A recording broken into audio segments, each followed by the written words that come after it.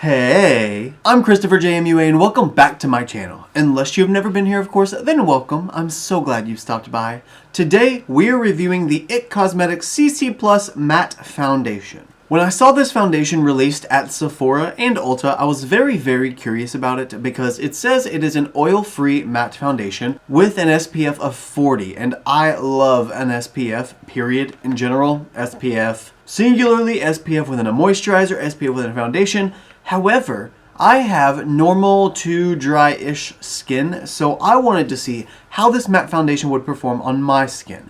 If it would be maybe too drying and kind of crusty faced, or if it would work out and not end up too drying and crusty faced. So if you want to know the same thing, and you want to know a little bit more about the IT Cosmetics CC Plus Oil-Free Matte Foundation, no, Full Coverage Cream, sorry, then stay exactly where you are, keep doing exactly what you're doing, and keep on watching.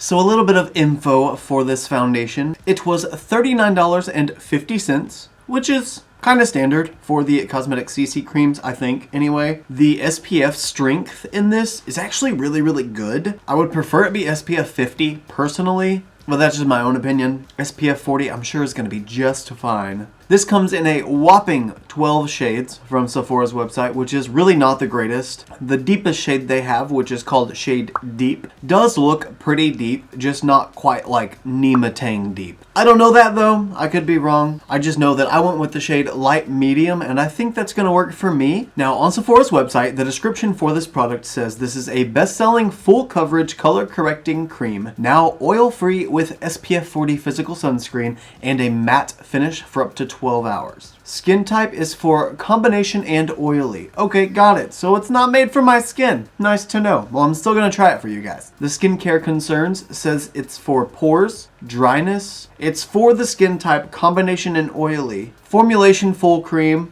Highlighted ingredients, collagen, peptides, and charcoal. It's free of parabens, phthalates, and mineral oil. And then it says what else you need to know. Delivers all the benefits of your best-selling original CC Plus cream with a matte finish that lasts. Infused with charcoal to detoxify, colloidal clay to absorb oil, and tea tree extract to combat blemishes. Clinically tested to reduce shine and control oil for up to 12 hours, ideal for oily skin.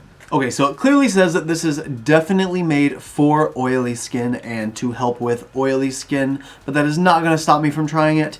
My main curiosity here, why I wanted to try it in the first place, I normally don't go for matte finishes because they make me extra dry looking.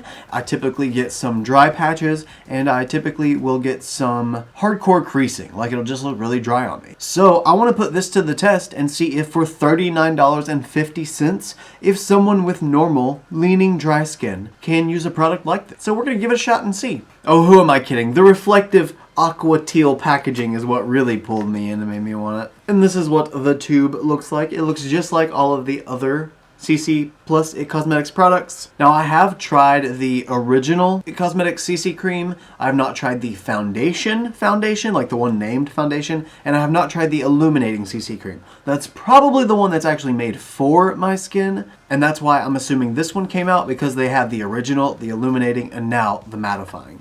Now today I'm going to use a combination of two primers because I want to be extra hydrating with my primer since the foundation is mattifying. I'm going to use my Touch in Sol No Problem Primer Smooth and Pore Covering Primer, and I'm also going to use my Touch in Sol Prime Essence Primer. This one's going to be for a little more of that hydrating essence, and this is going to be more for the pore filling effect. So we're going to start with the pore filler for the Prime Essence. That stuff smells so good.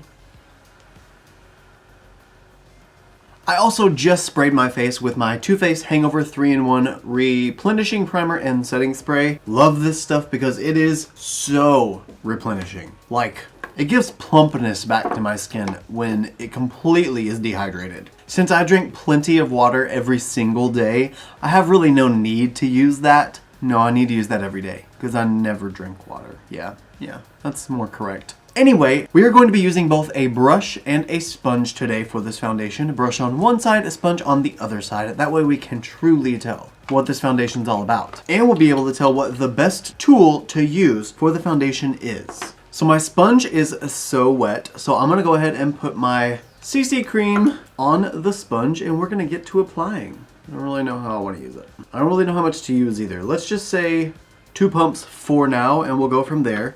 I know the regular CC cream, like the original CC cream, is very full coverage. I thought it was going to be like a tinted moisturizer when I got it and I tried it. Boy, was I surprised. It was not a tinted moisturizer. It was the most full coverage. When I use that, I have to use that very slowly and build it up because it'll get away from you real quick. So let's start right here on the cheek.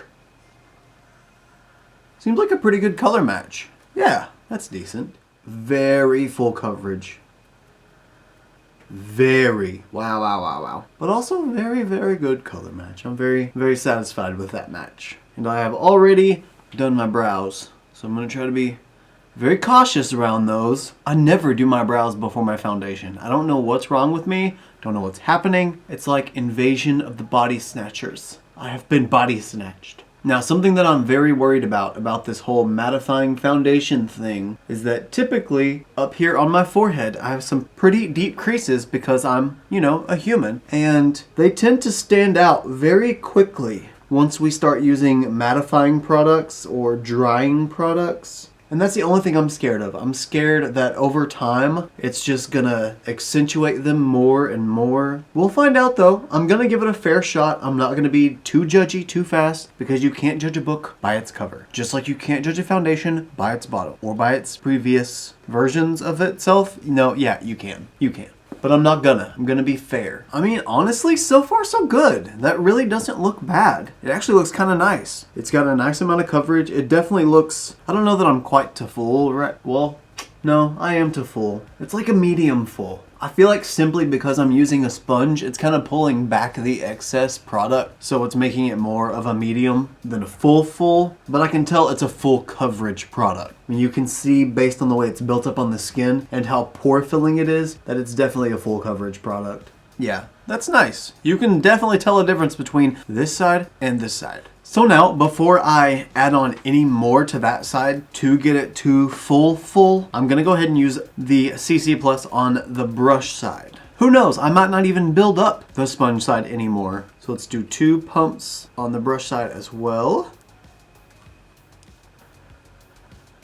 Oh, it looks like clay, which I guess if it has clay in it, that makes sense why it looks like clay. Just very thick.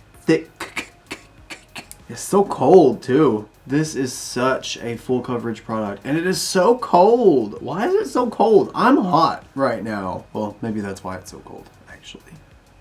If any of you here are new, typically whenever it comes to tools and the way I apply product, I like to go in with a brush first to spread around all the product and spread it throughout, you know, the beard area, the hairline, make sure that it blends in seamlessly everywhere. Then I go in with a sponge just to kind of levelize everything, get the texture right, make sure there's no weird brush marks or anything strange like that. And that's typically how I end foundation reviews, but I always like to make sure I start out doing each side together. Really, ever since I got the Tati Beauty Blendiful, kind of use that more than anything else anyway, but I do love me a brush application. I just feel like there's nothing better aside from a Blendiful application. A Blendiful application is really nice because it's like combining a brush and a sponge. So when it comes to brush side versus sponge side, I think I'm gonna have to go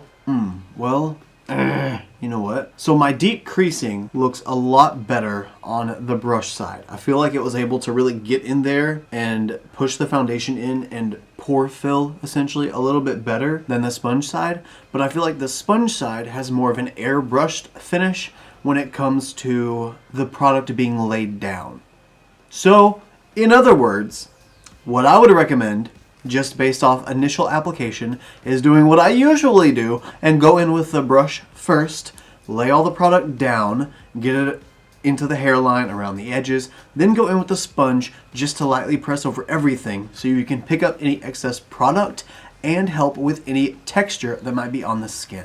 So that's what I'm gonna do really quick. I'm just gonna go in with one more pump and go down the center of my face and blend outward from that point. Then I'll use the sponge just to lightly pat over everything and make sure that it all looks smooth and seamless.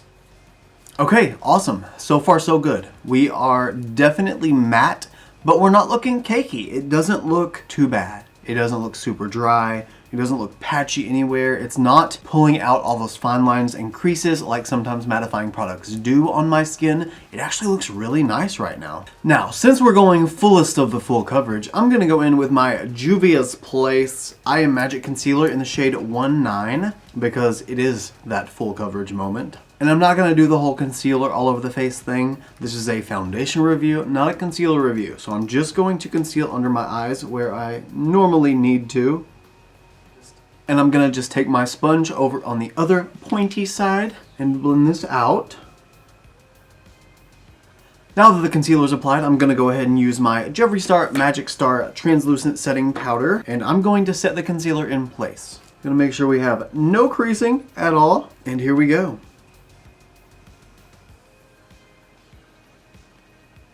Under eyes are now set, so now I'm going to use my Royal & Langnickel Moda powder brush and my Urban Decay All Nighter setting powder. It is a pressed setting powder.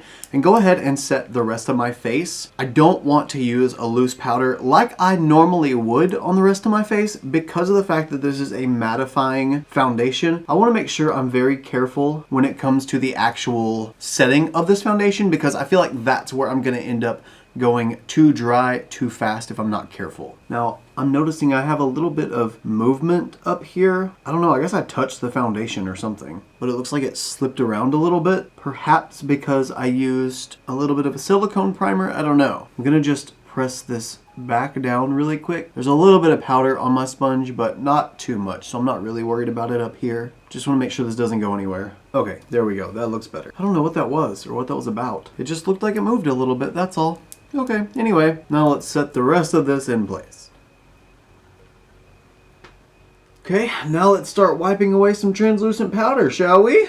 Now, I don't know if this is just me. I don't know that I've specifically seen this done by anybody else, but I don't just wipe away translucent powder. I take my pressed powder brush and my pressed powder and I start wiping away and pressing in at the same time because I feel like if I just wipe away, run the risk of dragging foundation as well, and I'm just worried about that. So I try to just gently go in, press the powder in place, and in turn, that also brushes away any excess powder. See, that seems still very effective to me, but it also helps out with solidifying everything. Like I said, I don't know if it does, or if anybody else does, or if it's even important, or if it's just irrelevant, but it's what I do, and it works for me. Okay, status check. Wow. For a mattifying foundation, my skin looks really good. None of my deep creases are standing out in any way. It doesn't look dry and cakey. My pores are filled. It looks really super smooth. Some of my concealer came off right here and right here. Fantastic. But other than that, everything looks great. Now, we need to see if I can build up other products on top of this foundation without it moving around everywhere. So I'm going to use my Morphe E59 bronzing brush and my Makeup Geek bronzer in the shade Tawny. And I'm going to start building this up all around the perimeter of my face and see what happens. Is it wrong that I'm scared? I don't want to start going in like I normally would with bronzer because I'm afraid it's just going to drag it all around. I'll go super light-handed. So far so good. I don't see it moving around. Okay, awesome. I feel like I can be a little more consistent with my application now. Oh yeah, that's going on beautifully. Bronzer is now done and everything is still looking completely flawless. None of the foundation moved around at all. None of it was slipping and sliding. None of it came up at all. It all just stayed exactly where it needed to, exactly where it was. And the blend of the bronzer on top of the foundation is phenomenal. It looks so gorgeous. This is a matte foundation that's surprising me a little bit more than I thought it would. Because I gotta be honest, I didn't really have high expectations. I didn't think it was gonna be a fail, but I didn't think it was gonna be really great. Anyway, we're not done. We don't know for sure, so let's continue to move on. The next thing I'm gonna do is go in with the Makeup Geek blush in the shade Covet. And I'm gonna use this big, fluffy, very light Kestrel brush. This is my first time using this blush, and I feel like it's gonna be very intense, very quickly. So I'm gonna try to build it up slowly and safely. Oh, I can see it already. That's gonna be very intense. Okay, here we go. Woo. That's intense. That's okay though, because it's pretty and intense. Wow, she is very cute. I like her. Okay, we're blushy. We are definitely blushy everywhere. Now, let's take our bronzer brush once again, and we're just gonna build up some of that bronzy tone on those outer edges once more. And then, we're gonna take our powder brush and just go right over that. Oh yeah. That's really, really pretty now. Wow. I love that. Yeah, I'm super happy with that. I really, really love that blush. It seriously looks like just that natural come in from the outside cold blush. Anyway, now we're gonna go in with the Makeup Geek highlighter in the shade Nightlight. Ooh, however, first I am going to spray my face with some setting spray. I'm just gonna use that same Too Faced Hangover 3-in-1 replenishing spray because I wanna make sure that I keep this kind of hydrated the entire time. I'm gonna back up a little bit though because I don't want this all over the eye look, or I don't want it to ruin the eye look. Okay, I feel like that was enough. Probably way overboard. Now I'm gonna take just the flat part of the little diamond sponge from Real Techniques and just mush all of this in all around the edges. I love doing this right before highlighter for two reasons. One, because it really helps all the powder just kind of melt into the skin, make it look super, super skin-like, and gives it kind of just that overall natural looking vibe. It's definitely not natural. I mean, this is the most full coverage natural I've ever done to my face. Well, almost. But it does make it look really, really nice. Just kind of helps with the overall texture and finish of everything. Plus, it kind of primes all of the makeup for highlighter. It's like it gets rid of all that powdery excess and gets it nice and moist for the highlightery finish. Okay, that's gorgeous. I'm obsessed. I'm seriously obsessed. Highlighter time! I don't know how potent this highlighter is going to be just yet. I know the swatch of it was insane. So, how about we use this Sonia Kashuk highlighter? I think that's how you say it. It's got a tapered edge, so I feel like I have a little bit more control over it if it does get out of hand. And let's see what it looks like.